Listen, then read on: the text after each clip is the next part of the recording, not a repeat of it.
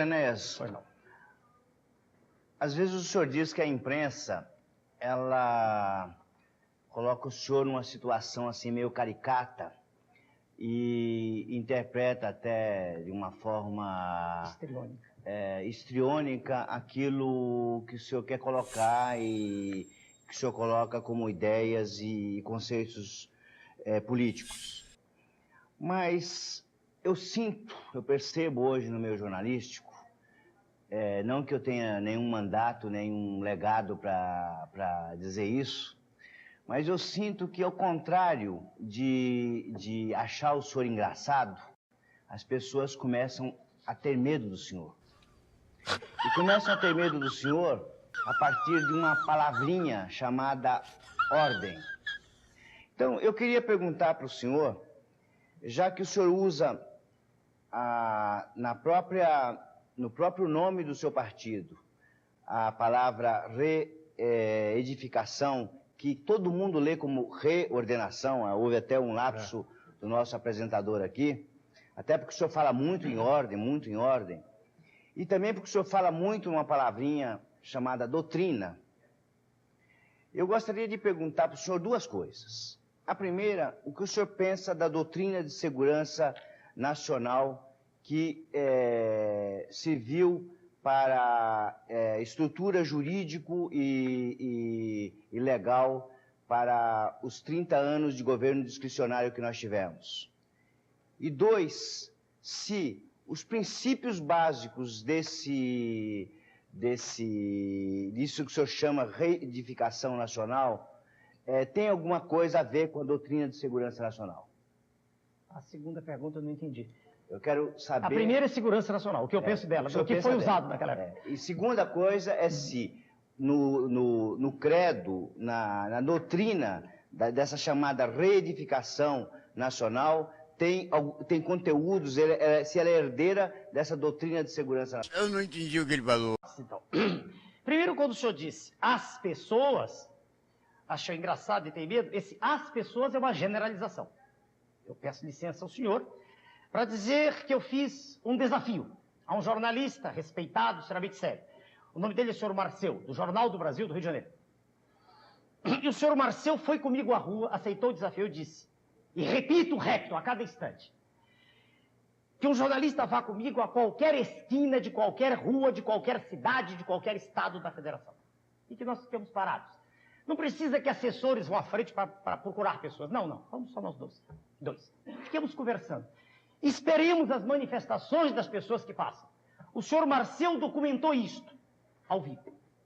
Escreveu numa entrevista extremamente séria, imparcial, documentando o que viu e ouviu na esquina. A esquina era da Rua Visconde de Pirajá com a Rua Mariquitera, no Rio de Janeiro. Mas vale para qualquer esquina por onde passem pessoas, aleatoriamente. E ele escreveu, se o senhor ler, está lá a página inteira, lá embaixo ele diz, se depender do que eu vi, o doutor Enéas está eleito. Então, eu lhe peço desculpas, mas quando o senhor diz as pessoas têm medo, não. Que a imprensa não goste, é um direito que ela tem. Que as pessoas que estão se dando bem com esse estado de coisas em que se faz o que se quer e ninguém é responsável por nada, que as pessoas que estão bem com isso não gostem de mim, tudo bem. Mas que não se generalize, porque uma coisa é o que os senhores dizem que o povo quer, outra coisa é o que o povo quer realmente. E isso será demonstrado através dos meios de comunicação a partir do momento exato em que eu estiver falando para a nação toda a partir de amanhã. Então, primeiro ponto, só para generalização, quando o senhor diz as pessoas têm medo, não é geral isso. Então, deixa eu só fazer a observação seguinte. Disse que os jornalistas com quem eu converso, que eu sinto hoje, vê no senhor uma pessoa... autoritária. Não, eu disse o contrário. Antigamente, havia até um lado de explorar o aspecto histriônico do senhor. Porque ninguém tinha percebido. Então, hoje, as pessoas não veem esse lado histriônico, já é segundo plano. Perfeito. O que as pessoas notam e observam certo. E faz parte já não é consenso, mas de de um pensamento que está nova evoluindo, leitura que se crescendo, faz em relação de uma observação, político às vezes do não candidato. muito formulada, não muito sistematizada. Não, no meu caso é bem claro. O O entendimento é que pode não ser. Não é? É Bom, que... Mas eu repito só o ponto. É que para o telespectador que ouve, que não fique a ideia de que são as pessoas. São as pessoas dentro do meio jornalístico. Aí tudo bem, perfeitamente de acordo com Não isso. só dentro do meio jornalista, tem Onde pessoas da mais? sociedade, advogados, médicos, também têm essa preocupação, doutor Enéas. Olhe, repito aqui, se o senhor quiser, o senhor sai comigo. E o senhor verá que estatisticamente não é isso. Existe uma Existe aquela vontade. simpatia de uma rua a Não 3 estou falando quarteirões de do seu simpatia. consultório médico? Não estou Existe a falando... preocupação Um das minutinho. pessoas. Então, por favor, não fui eu quem escolheu a esquina. Aqui está o desafio para o senhor ao vivo. Escolha o senhor o lugar. Eu estou dizendo o seguinte: não confundamos a simpatia de um homem simples que grita Enéas com a atitude de uma pessoa que se aproxima, aperta a minha mão e diz: eu estou do seu lado. Nós precisamos de uma pessoa como o senhor para colocar ordem na casa. É diferente. Quando essa pessoa diz isso, ela entendeu exatamente a mensagem. Ela não aguenta mais a falta absoluta de respeito por tudo. Ela não aguenta mais nem o sinal de trânsito ser respeitado. Ela não aguenta mais a deterioração dos princípios morais de que é vítima a nossa sociedade. E ela quer essa mudança. É essa pessoa que aperta a minha mão.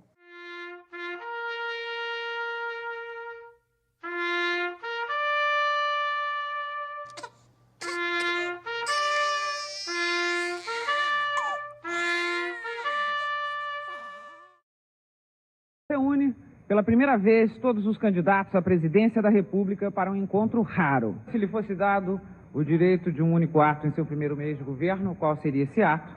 A resposta agora é de Enéas Carneiro. Boa noite, senhores telespectadores. Boa noite, a plateia.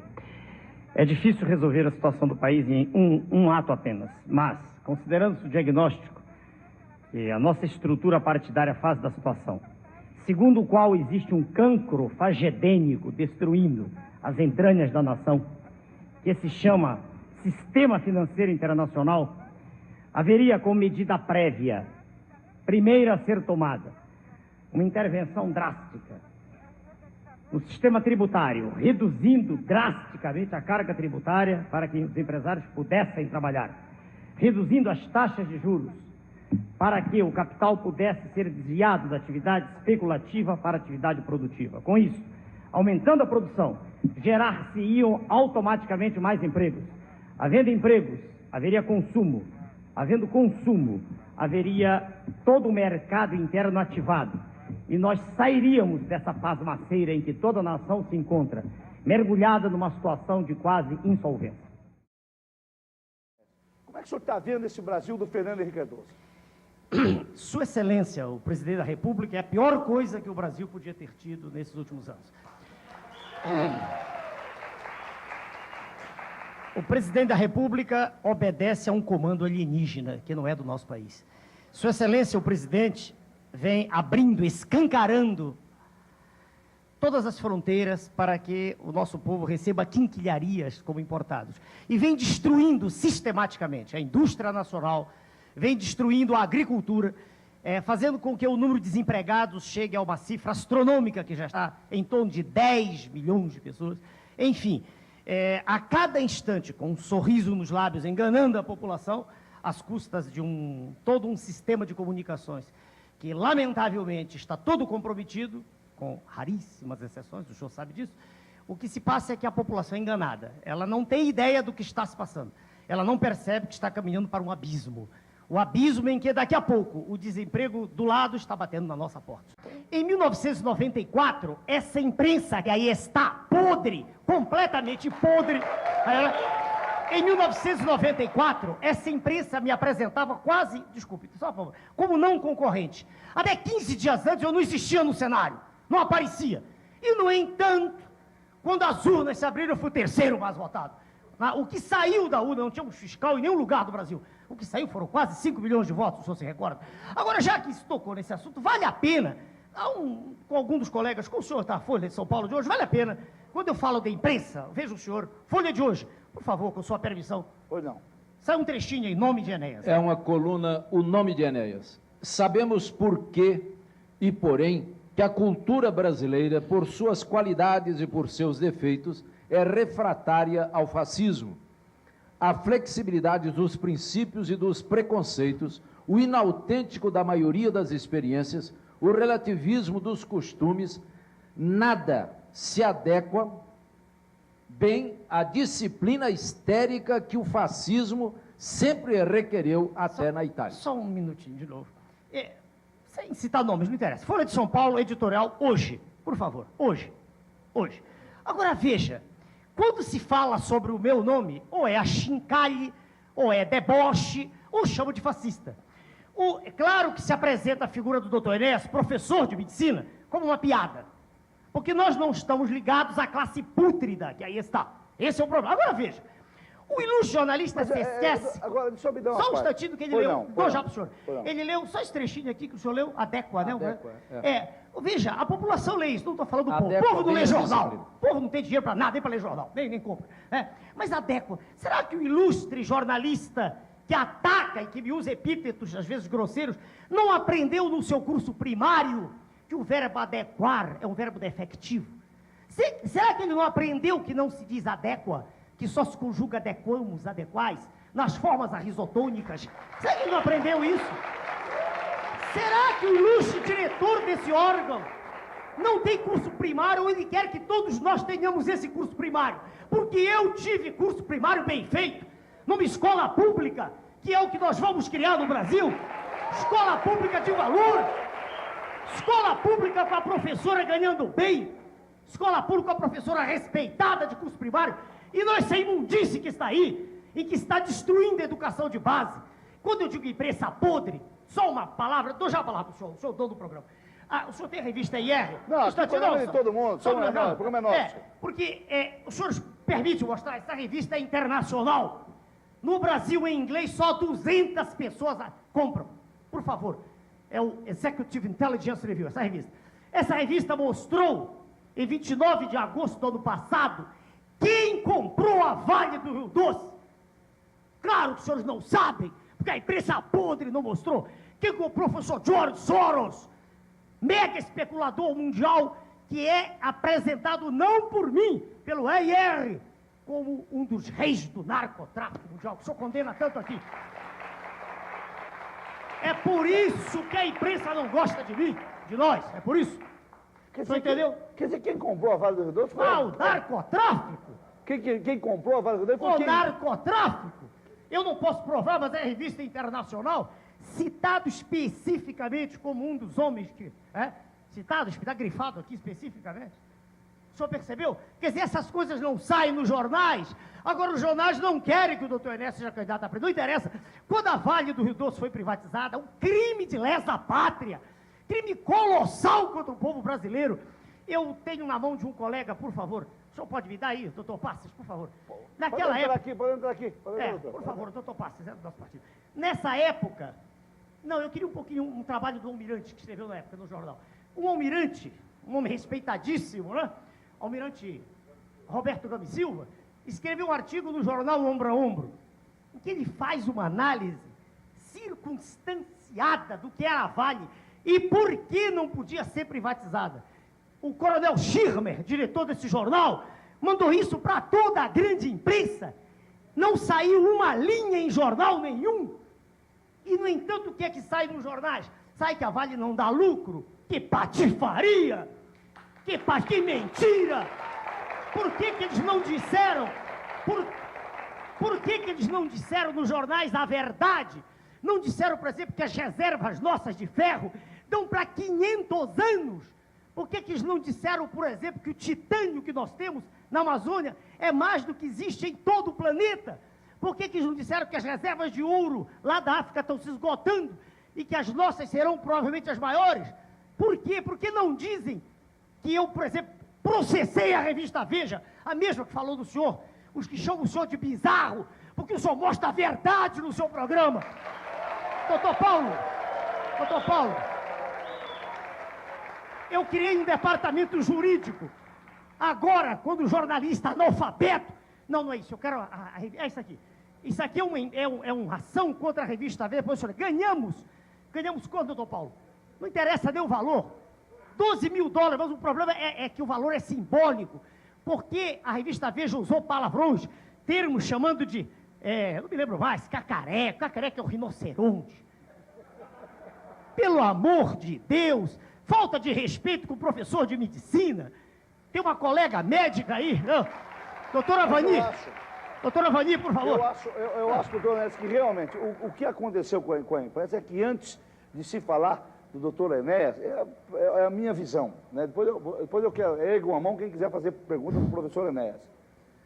Quando o doutor Enéas apareceu como candidato, aquela forma de fazer a publicidade... Eu tinha 15 segundos, senhor 15 segundos, e você tinha que fazer daquele jeito, na rapidez, para falar pelo menos alguma coisa. 3 a 4 palavras por segundo?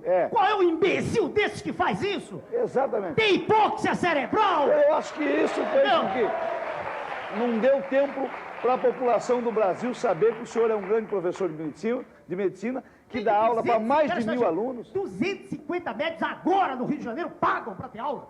250 médicos aqui em São Paulo, só lá o Hotel Danúbio, isso a imprensa não diz. Falta de respeito, entendeu? Não diz que o doutor De Velasco é advogado, o pastor vem para nós porque acreditou na nossa tese. Exatamente. Quantos deputados, quantos foram convidados? A gente convidava, daqui a pouco a gente virava, não posso ir, a gente não sabia o que tinha acontecido, ninguém pode provar o que aconteceu. Mas havia uma pressão. O doutor De Velasco, com a dignidade, ele disse, não, eu leu todos os... Aliás, o senhor pode dizer isso, o senhor leu tudo. Leu nossos documentos, a cartilha nossa, tudo. Quer dizer, falta de respeito com a população que votou, que acredita. A coisa veja o senhor, é avassaladoramente desastrosa para o país. A questão mineral no país é uma questão, do meu ponto de vista, que tinha que ser abordada de saída. Não podia haver nenhuma concessão, porque riqueza mineral é de uma safra só, é de uma vez só. Nós não temos outra safra de nióbio, nem de quartzo, nem de manganês. Nosso manganês já está nos Estados Unidos, na Pensilvânia, compondo as chamadas reservas estratégicas, está lá. E quando o nosso manganês, ainda temos manganês, temos urucum, Mato Grosso, mas quando acabar todo, aí nós vamos comprar pelo preço que eles quiserem. Não quero fazer discurso, eu estou respondendo um pouco, mas isso... um pouco animado, desculpa, porque essa questão mineral me preocupa há muito tempo. Eu estudei, honra ao mérito, com o almirante Gami Silva, que tomou conta daquele projeto da Amazônia, um homem culto, preparado. Estudei muito. Ninguém fala nisso. E por que o senhor não falou isso na Câmara Federal? Mas já falamos. Ninguém repercutiu isso aí? Não, essa informação não tá é muito séria. Perdoe, o seu canal é um canal... voltado para a família, voltado para valores, mas isso não é geral na televisão. A televisão está preocupada em mostrar o roubo, a televisão está em mostrar essas falhas todas que aí estão. Eu costumo dizer, comparado o mensalão, a mesada dos nossos colegas que tristemente venderam suas consciências, comparado aquilo com o que nós perdemos em minério, aquilo é mesada de trombadinha, entendeu? Mas o nosso homem comum, o nosso homem simples, não sabe desses valores vultosos. Então eles estão roubando. A imprensa desvia a atenção daquilo que é visceral para aquilo que é secundário. Essa é a questão. E o Conselho de Defesa Nacional, que é um órgão assessor da Presidência da República e que tem que cuidar da preservação desses bens e do subsolo, também ignora isso? Não creio que ignore, é conivente. Veja a Vale, como é que a Vale foi privatizada? Eu conversava com o senhor. O que se recebeu, naquele cheque, Quando o senhor fala Vale, é a companhia Vale do Rio Doce. A maior mineradora de ferro do planeta. Não é Vale Refeição, Vale do Rio Doce. Rio Doce, tem razão, perdoe-me, eu fui impreciso. Quando a Vale do Rio Doce foi privatizada não, foi entregue, foi doada de maneira criminosa. Em que governo foi isso? O governo de Sua Excelência, o ex-presidente Fernando Henrique Cardoso. Quando ela foi privatizada, o valor recebido foi de 3,33, uma fraçãozinha, bilhões de dólares. Não deu para pagar esse valor, um mês de juros da dívida pública. E de maneira criminosa ela foi entregue, E interessante, telespectador, que anualmente a gente examina os balanços dessas empresas privatizadas e os balanços apresentam lucros líquidos bilionários. A Vale do Rio Doce, por ano, tem lucro líquido de 10 bilhões de reais, sendo, aliás, uma das ações também muito disputadas no estrangeiro. Se o senhor me permite, ninguém diz que o valor dela era superior a 1,5 trilhão. Ninguém diz isso. Ela foi doada. Essa é a questão. Quem estava por trás? Vamos dizer, quem estava por trás eram grupos multinacionais poderosíssimos. Haja vista a presença do senhor George Soros.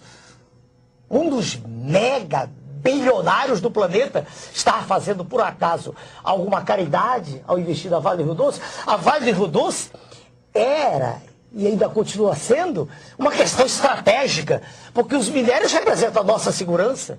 Quando ele compra a Vale, isso fica para o professor Bock, eu sei que o senhor vai chamar, ele está comprando ativos reais, e não ativos financeiros, moeda falsa, ele está comprando riqueza real.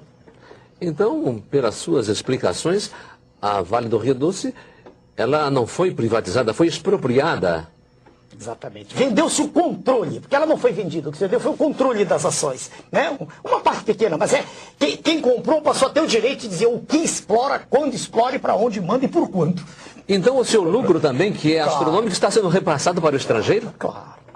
Deputado. É capital internacional, é o poder mundial, apoderando-se das riquezas dos países ditos em desenvolvimento. Nós somos, na verdade, perdoe o senhor, perdoe os telespectadores, os colegas que estão participando, nós somos uma colônia gigantesca. Professor Enéas, infelizmente chegamos ao final. 1 minuto para o seu despedido. Contra ou a favor da pena de morte? Perfeito. Eu sou diplomado em medicina. Como médico, eu jamais poderia defender a pena de morte. Como estadista, veja o senhor, em chegando a um cargo desse gênero, o que eu faria, uma vez que essa decisão de uma seriedade extraordinária era uma consulta à população, medida que já é prevista. Um plebiscito. Sem dúvida. Agora, como homem, eu sou capaz, no momento em que vejo uma criança ser estuprada, eu sou capaz, eu tenho certeza que no momento desse é talvez capaz de matar uma pessoa. Respondi como médico, como homem e como estadista. Espero que tenham gostado do vídeo, deste gênio, sábio, culto, estudioso, desta pessoa de grande conhecimento e de valores reais, pessoa de qualidade de fato. Obrigado. Fique agora com o vídeo bônus. Na verdade, senhor presidente, haveria necessidade de 1 hora de exposição, mas o avançado do tempo não permite que seja feito. E o mínimo de atenção e respeito pela paciência de todos que assistem aos pronunciamentos. Primeiro, dizer que poderia parecer despiciendas quaisquer considerações sobre o partido. Senhor? Não entendi. Mas diante da verve literária de Vossa Excelência e de tantos que me antecederam, eu tenho o direito de usar de um vernáculo escorreito também. E o serviço da dívida, isso é apenas o serviço, cada vez maior e a dívida continua crescendo. É uma ironia curiosa, quanto mais se paga, mais se deve. Não é problema do governo de Sua Excelência, o presidente Lula, que não entende nada disso. Desculpem os líderes do PT, mas Sua Excelência já discutiu com ele certa feita ao vivo. Não tem o mínimo de arrumação intracromossomial específica para dirigir o país. Não tem. Já disse isso ao vivo para Sua Excelência. Quando fui candidato a presidente, não estou ofendendo a honra, Sua Excelência. Não estou falando em nada que possa denegrir sua imagem do ponto de vista de caráter. Estou falando de inteligência.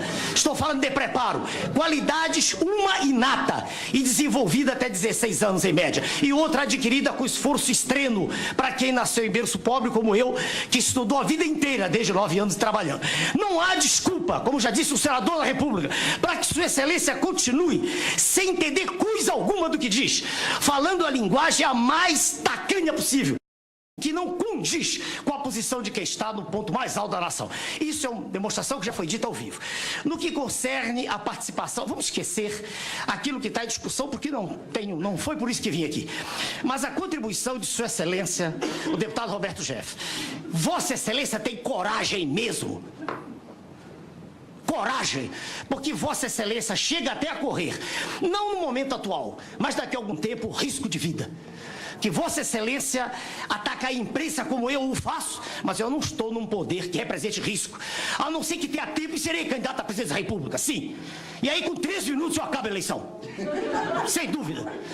Veja bem, Vossa Excelência tem coragem do seu discurso, não como vosso, como tanta gente diz no plenário, não é vosso, é seu, terceira pessoa, do seu discurso, do discurso de Vossa Excelência, é que surge sinceridade. Sinceridade inconcursa, inconteste, irrefragável. Presidente, os melhores discursos foram feitos tarde da noite. Foi uma pena, uma pena. O grande momento da comissão está agora no final. Não é? Eu agradeço a Vossa Excelência, cumprimento. É uma brilhante inteligência.